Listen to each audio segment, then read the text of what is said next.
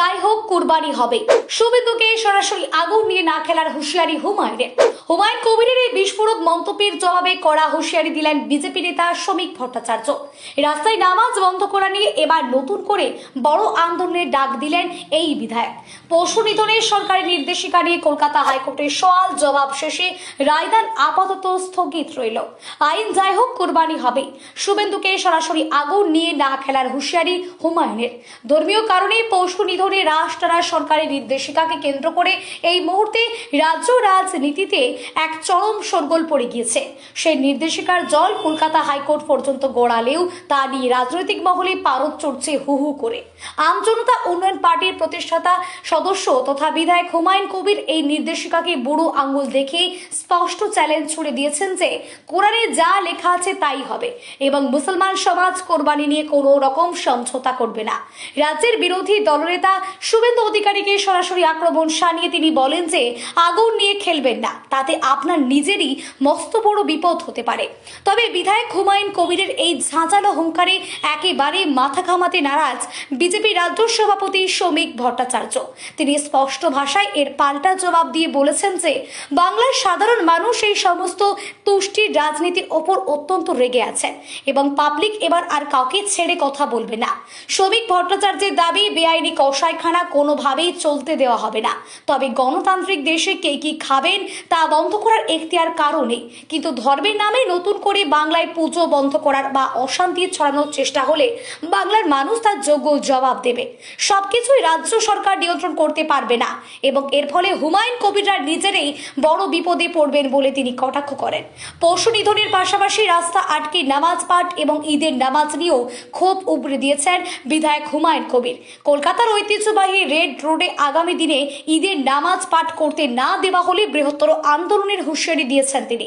তার স্পষ্ট দাবি, নামাজ পাঠের জন্য প্রশাসনকে বড় কোনো জায়গার বন্দোবস্ত করতে হবে, আর তা যদি সম্ভব না হয় তবে রাস্তা আটকে পুজো করাও সম্পূর্ণ বন্ধ হওয়া উচিত। হুমায়ুন কবিরের এই মন্তব্যের পাল্টা দিয়ে শ্রমিক ভট্টাচার্য বলেন যে শত শত বছর আগে মুঘল শাসকরা যে কাজ বন্ধ করে দিয়েছিল ভোট ব্যাংকের স্বার্থে সেই কাজ আবার নতুন করে শুরু করার চেষ্টা হচ্ছে, যা বাংলার জাগ্রত জনতা কোনোভাবেই মেনে নেবে না। এদিকে এই গোটা পশু নিধন হত্যা মামলাটি নিয়ে আইনি লড়াই এখন তুঙ্গে উঠেছে। কলকাতার হাইকোর্টে এই স্পর্শকাতর মামলার শুনানি চলাকালীন সওয়াল জবাব পর্বে অংশ নেন প্রখ্যাত আইনজীবী বিকাশ রঞ্জন ভট্টাচার্য। মহামান্য আদালতের এজলাসে উভয় পক্ষের আইনজীবীরাই নিজেদের সপক্ষে জোরালো যুক্তি ও তথ্য তুলে ধরেন। বিচারপতির সমস্ত পক্ষের বক্তব্য অত্যন্ত ধৈর্য সহকারে শুনলেও এই মামলার চূড়ান্ত রায়দান আপাতত স্থগিত রেখেছেন। এদিকে হাইকোর্টের রায়ের অপেক্ষা আর অন্যদিকে হেভিওয়েট নেতাদের এই তীব্র বাকযুদ্ধ দুইয়ের জাঁতাকলে পড়ে বঙ্গে এই ধর্মীয় ও রাজনৈতিক বিতর্ক আগামী দিনে কোন দিকে নতুন রূপ নেয় সেটাই এখন দেখার।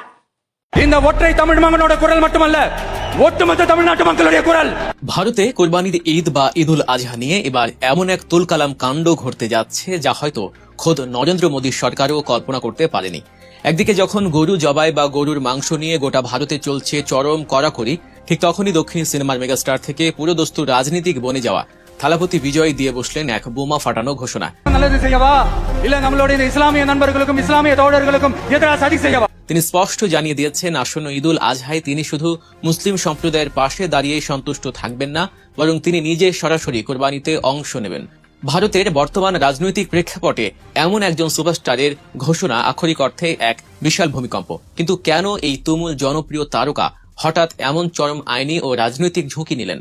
এর পেছনে কি শুধুই ধর্ম নিরপেক্ষতার বুলি, নাকি লুকিয়ে আছে দিল্লির মসনদ কাঁপিয়ে দেওয়ার মতো কোনো সুগভীর রাজনৈতিক চাল? বর্তমান ভারতের দিকে তাকালে আমরা দেখতে পাই সেখানে কোরবানির ঈদকে কেন্দ্র করে তীব্র রাজনৈতিক মেরুকরণ চলছে। বিভিন্ন রাজ্যে পশু জবাই, বিশেষ করে গরু জবাইয়ের উপর কঠোর আইনি নিষেধাজ্ঞা আরোপ করা হয়েছে। 2014 সালে কেন্দ্রে বিজেপি সরকার ক্ষমতা আসার পর থেকে গোরক্ষা আন্দোলন একটি অত্যন্ত সুসংগঠিত রাজনৈতিক হাতিয়ারে পরিণত হয়েছে। অন্যদিকে সংখ্যালঘু মুসলিম সম্প্রদায়ের মধ্যে এই বিধি নিষেধগুলো কেন্দ্র করে এক ধরনের চাপা ক্ষোভ ও হতাশা ক্রমশই বাড়ছে। ভারতের সংবিধান একদিকে নাগরিকদের ধর্মীয় স্বাধীনতার অধিকার দেয়, আবার অন্যদিকে রাজ্যগুলোকে পশু জবাই সংক্রান্ত আইন প্রণয়নের ক্ষমতাও দেয়। এই দুই সাংবিধানিক অধিকারের যে সাংঘর্ষিক অবস্থান, ঠিক সেই জায়গাতেই তৈরি হয়েছে বর্তমান সংকট। সব রকম সমস্যা আমাদের তো ওই দোকানেই তো রুজি রোজগার, তাই যদি পেটেই আমাদের লাথি দেয় তাহলে আমরা কি করে বাঁচবো? আর এই ঘোলা পানিতেই কিস্তি মাত করতে চাইছেন থালাপতি বিজয়। তামিল সিনেমার এই সুপারস্টার হুট করেই রাজনীতিতে আসেননি। দশকের পর দশক রূপালী পর্দা কাঁপিয়ে মানুষের মনিকোঠায় জায়গা করে নেওয়ার পর তিনি প্রতিষ্ঠা করেছেন নিজের রাজনৈতিক দল টিভিকে বা তামিলাগা ভ্রেটি কাজগাম। তার রাজনৈতিক যাত্রা শুরু থেকে একটি বিষয় খুব স্পষ্ট ছিল, তিনি ধর্মনিরপেক্ষতার প্রশ্নে কোনো আপোষ করবেন না। এর আগে যখন নাগরিকত্ব আইন বা অন্যান্য ইস্যুতে ভারত জুড়ে মুসলিমদের নিয়ে বিভাজনের রাজনীতি তুঙ্গে, তখন বিজয় প্রকাশ্যেই মুসলিম ভাইদের সাথে কাঁধে কাঁধ মিলিয়ে নামাজে অংশ নিয়েছেন, করেছেন রমজানের ইফতার। সেই ছবি তখন সোশ্যাল মিডিয়ায় রীতিমতো ভাইরাল হয়েছিল।